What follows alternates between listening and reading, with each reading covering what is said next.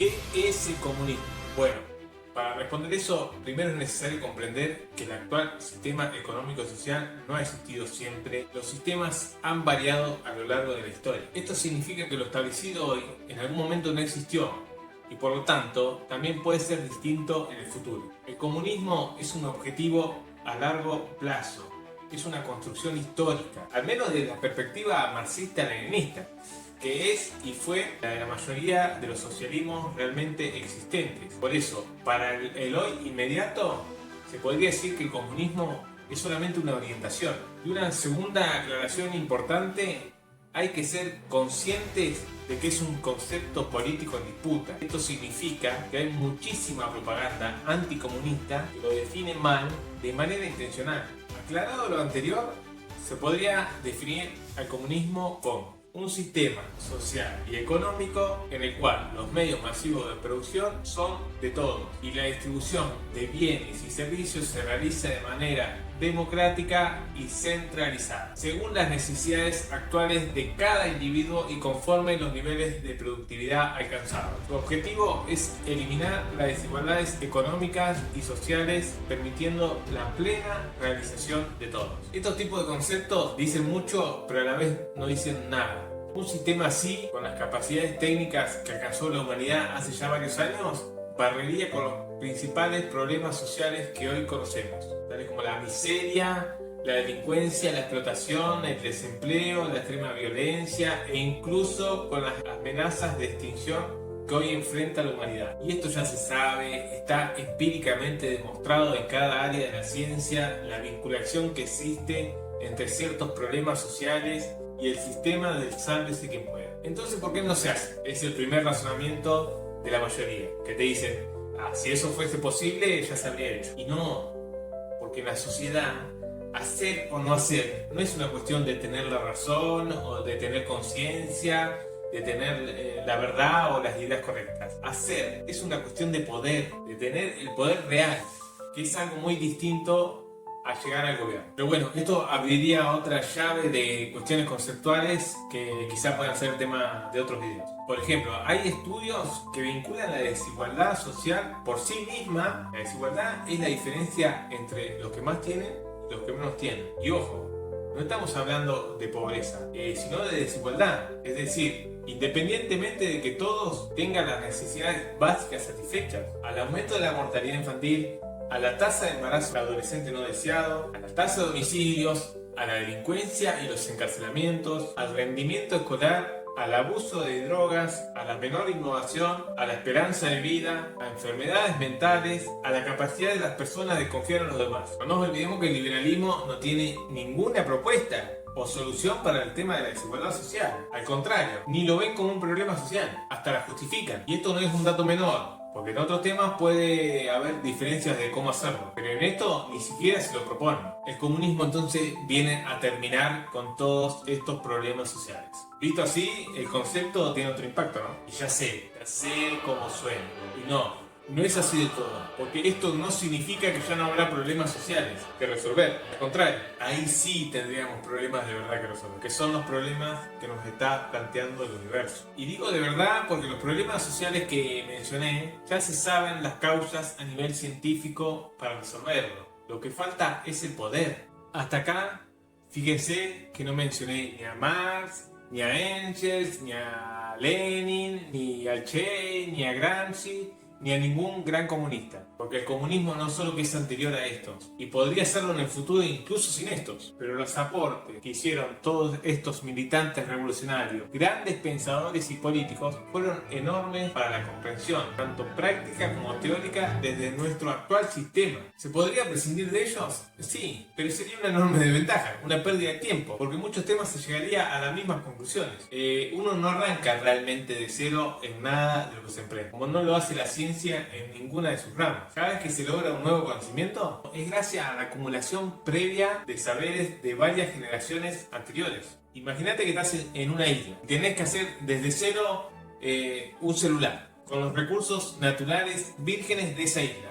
No solo juntar los minerales y demás elementos, sino que también llegar a los conocimientos técnicos y científicos que tienen los celulares en su interior. ¿Prescindirías de los aportes de Faraday, de Newton, de Ohm, etcétera? ¿Cuánto tiempo te llevaría hacerlo? No se puede, porque la vida de un solo individuo no dura lo suficiente para todas esas tareas. Bueno, en las ciencias políticas y sociales ocurre exactamente lo mismo. Aportes teóricos que hicieron los marxistas son utilizados hoy por todo el arco político. Todos los sectores utilizan la noción de correlación de fuerzas, de batalla cultural, de clases sociales, y esto se relaciona mucho con la cuestión de la denominación que trataré luego. Decía que sé cómo suena la propuesta. Suena a imposible, a utopía irrealizable, a ilusión, a un sueño, etcétera, etcétera. Ante la idea del comunismo suelen venir tres grandes avalanchas de detractores. La primera avalancha es la de la basura, las mentiras que arrojan los anticomunistas. Esta avalancha es la peor de todas y la más grande. Son décadas y décadas de propaganda anticomunista por parte del mayor poder propagandístico que haya existido jamás. Propaganda de guerra que llegó hasta los huesos de cualquier persona sumergida en la cultura norteamericana, como es la mayoría en Occidente. Si uno quisiese estudiar a fondo la mayor parte de las experiencias socialistas realmente existentes y desprenderse de los principales prejuicios y mentiras contra esas experiencias, le puede llevar entre 5 y 15 años de estudio, al menos de manera autodidacta. Y es un camino de descubrimiento que lleva a comprender que esas historias no han sido medias verdades contra medias verdades, como el sano escepticismo nos dice en un primer momento. Se acerca más a una historia de la verdad contra la mentira que a cualquier otra cosa. Y cada vez que la mentira tenía verdades, eran verdades sin contexto. Hay que mencionar un dato de color relevante. Recordemos que para la derecha hay una sola naturaleza humana, la de la avaricia, la codicia, el egoísmo, etcétera, etcétera. Y es totalmente compatible esa concepción con la idea de mentir y difamar para lograr aplastar al otro. Dejaré un enlace para profundizar en este punto. La segunda avalancha se podría decir que es la de los infantilistas, los que corren por izquierda a la idea del marxismo-leninismo de construcción por etapas históricas, en ocasiones debido a la impaciencia. Y suenan algo así. Oh,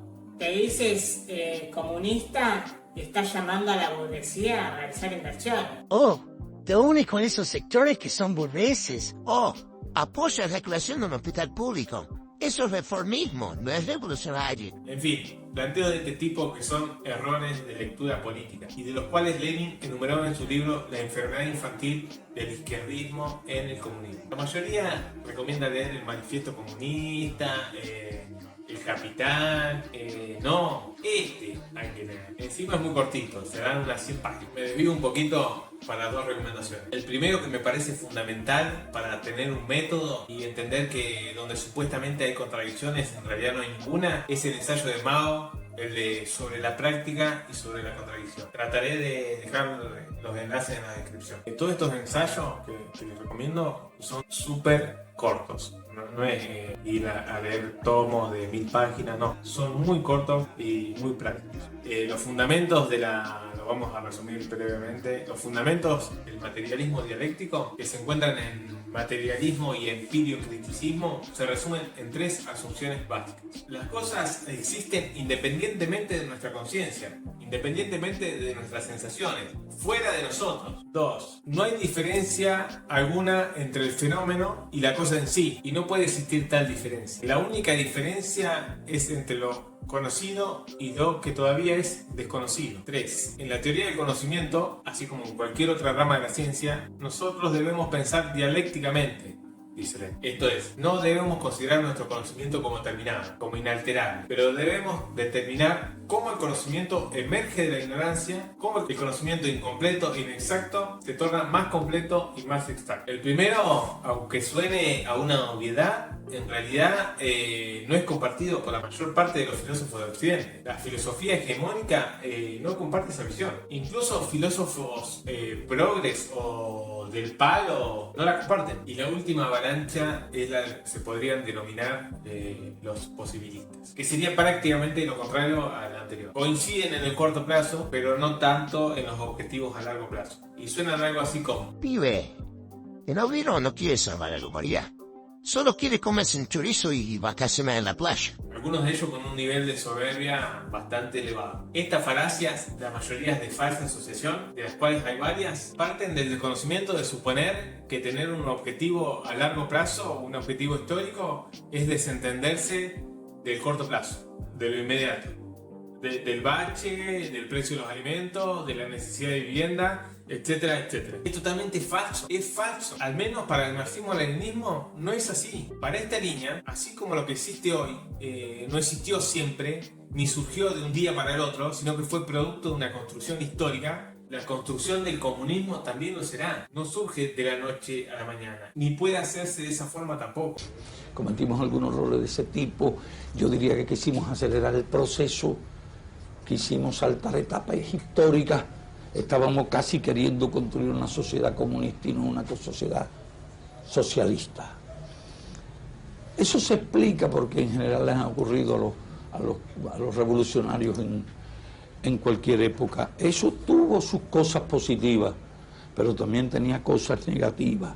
Aunque ojo, sí tiene que hacerse conscientemente. Por eso el punto de la denominación que menciono más adelante. Primero correspondería el pleno desarrollo de las fuerzas productivas. Luego la mejora del socialismo y luego la mejora del comunismo. Esto es un trabajo de generaciones enteras, no de un acontecimiento aislado o de un gobierno de turno. Y esto tampoco significa que no se puedan lograr grandes avances en poco tiempo. Pero es debido a esta gran confusión que lo anterior suena a imposible. Porque lo primero que se hace al escuchar una propuesta así es razonar con lo que existe actualmente. Se ignora que es un objetivo histórico, se ignora lo que la evidencia científica dice que podría ser y se ignora fundamentalmente las propuestas para la hora, que pueden ser en ocasiones muy distintas e incluso contradictorias con las propuestas a largo plazo. Entonces, lo que debe saber el supuesto obrero al que no le importa el mañana es que es falso que comerse un chorizo y vacacionar sea incompatible con tener una orientación ideológica, colectiva e histórica hacia una sociedad mejor. Puede y debe ser feliz en su individualidad. Ser feliz es muy importante y eso está fuera de discusión. Pero hay que saber que si lo quisiese, también puede ayudar a la construcción de un mundo mejor para los que vienen. Y esto no lo reflexionen ahora, en la inmediatez de una red social, con un design inauténtico. Piénsenlo ante una crisis existencial. Piénsenlo cuando se realicen grandes preguntas sobre la vida. Es ahí cuando hay que plantearse. Y esto nos lleva al tema de la simbología. La importancia de la denominación comunistas o partido comunista o marxista-leninista o socialismo científico. Salvo honradas excepciones, después hay muchos sectores afines de izquierda o progresistas que se desesperan en aclarar que no son comunistas o que no se refieren a los socialismos realmente existentes, etcétera, etcétera. Está bien, algunos quizás no lo sean, pero otros lo hacen debido a la difamación.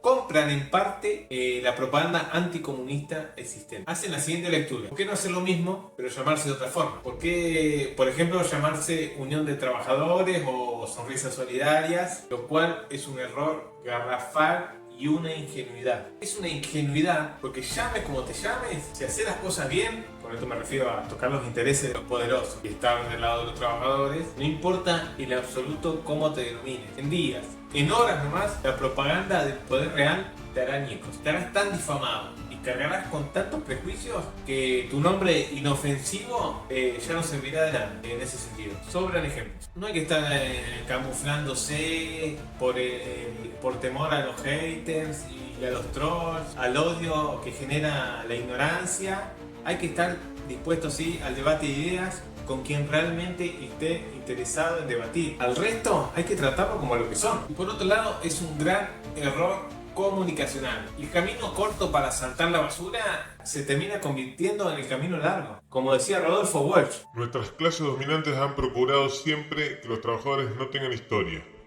no tengan doctrina, no tengan héroes ni mártires. Cada lucha debe empezar de nuevo, separada de las luchas anteriores. La experiencia colectiva se pierde, las lecciones se olvidan. La historia aparece así como propiedad privada cuyos dueños son los dueños de todas las cosas.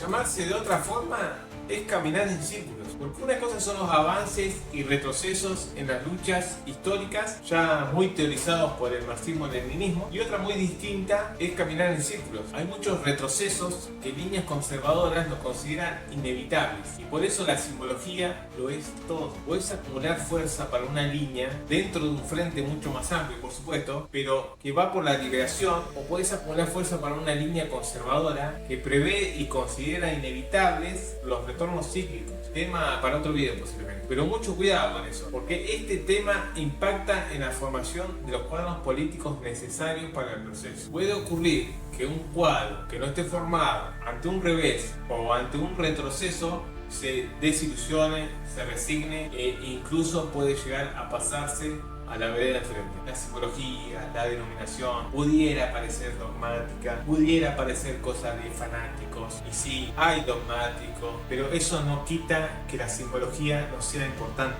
Porque si todas las organizaciones humanas padecen los problemitas del dogmatismo, al menos que ese problemita sea canalizado justamente hacia el antidogmatismo del socialismo científico. Sumado a que, conscientes del problemita, la mayoría de los partidos comunistas tienen institucionalizada la crítica y la autocrítica. Por lo tanto, es crucial, no solo para la formación de cuadros políticos, para el establecimiento de un proyecto colectivo, para evitar empezar de cero, cediendo tiempo y terreno al adversario, sino también para que esa simbología no quede en manos de líneas que se consideran reaccionarias. Volviendo a la avalancha de la basura, algunos montículos muy grandes merecen una mención puntual, como lo es la cuestión de la propiedad privada en el comunismo. Y la hago muy corta, porque eso se podría reducir a una sola pregunta. ¿Le pertenece a todos o a unos pocos? Si tu respuesta es a toda la humanidad, tenés la misma concepción de propiedad que el comunismo. Todo lo demás, no hay fórmulas, no hay dogmas, hasta llegaríamos a la misma respuesta si fuésemos objetivos. ¿Te derecho sobre la cosa haberla traído? Puede ser. ¿Tenés derecho sobre la cosa si la labrás? Bueno, la mayoría de las experiencias socialistas fue así. La frase todo es de todos no se refiere a tu cepillo de dientes o a tu ropa interior. Se refiere a los recursos naturales en un estado. Lo demás es solo cuestión de aplicar la ciencia y la objetividad en las relaciones sociales de producción. Otro montículo muy grande que se tira encima es la cuestión de la religión. Y esto se debe a la cientificidad del comunismo, ¿no? Históricamente la propaganda ha tratado de poner a las religiones en contra, independientemente de todos los movimientos religiosos que son comunistas. Lo cierto es que el materialismo dialéctico, que es la filosofía del socialismo científico, del marxismo-leninismo, no entra en contradicción con una espiritualidad auténtica. Y le digo así porque justamente una espiritualidad auténtica, profunda, no es dogmática, y se trata de analizar la realidad de manera objetiva. Pero bueno, sí choca con esa otra concepción quizás dogmática de que la Tierra se hizo en 7 días, o que la mujer salió de una costilla, etc. Se podría decir en realidad que choca contra la pseudo-religión. Carl Sagan, en su libro El mundo y sus demonios, que toca el tema de la nocividad de la superstición, decía que la ciencia y la religión tendrán que unirse para combatir la pseudociencia y la pseudo-religión. Pasa más por ese lado en realidad, por desviaciones internas que existen dentro de ciertas religiones que por una concepción propia. Mi clase es muy aburrida, ¿verdad? Cierro con esto. El comunismo no es solamente cambiar los logos de gobierno, no es solamente arreglar baches, no es solamente poner cestos de basura en las plazas, etcétera, etcétera. No, la del comunismo es la mayor causa en la historia de la humanidad. El socialismo científico es la guía política más antidogmática que existe, aplicable a cualquier realidad nacional donde existan relaciones sociales de producción. Es una ideología que incluye al 100% de las personas. Y es la única que da respuesta a problemas de fondo. Digan lo que digan 1000 veces. Es dar vuelta a la sociedad como una media y cambiar todo lo que deba ser cambiado. Es terminar con todas las atrocidades que esta sociedad del sálvese quien pueda genera. Su único dogma podría ser el de proponerse la mayor suma de felicidad posible para el mayor número de personas posibles. Y pese a que el enemigo cuente con todos los recursos económicos y propagandísticos, el comunismo resurgirá con una fuerza jamás antes vista en la historia, porque viene con la fuerza arrolladora de la verdad y de las ideas. Bueno, sus suscríbanse, no se dan una idea de la cantidad de tiempo que lleva hacer un video como este. Así que les pido que se suscriban, que lo compartan con las personas que ustedes consideren que les puede llegar a interesar. Suscríbanse en todas las redes porque difiere el tipo de contenido y de paso nos mantenemos conectados. Gracias y hasta la victoria siempre. Y si se nos dijera que somos casi unos románticos, que somos unos idealistas inveterados, que estamos pensando en cosas imposibles y que no se puede lograr de la masa de un pueblo el que sea casi un arquetipo humano, nosotros le tenemos que contestar una y mil veces que sí se puede.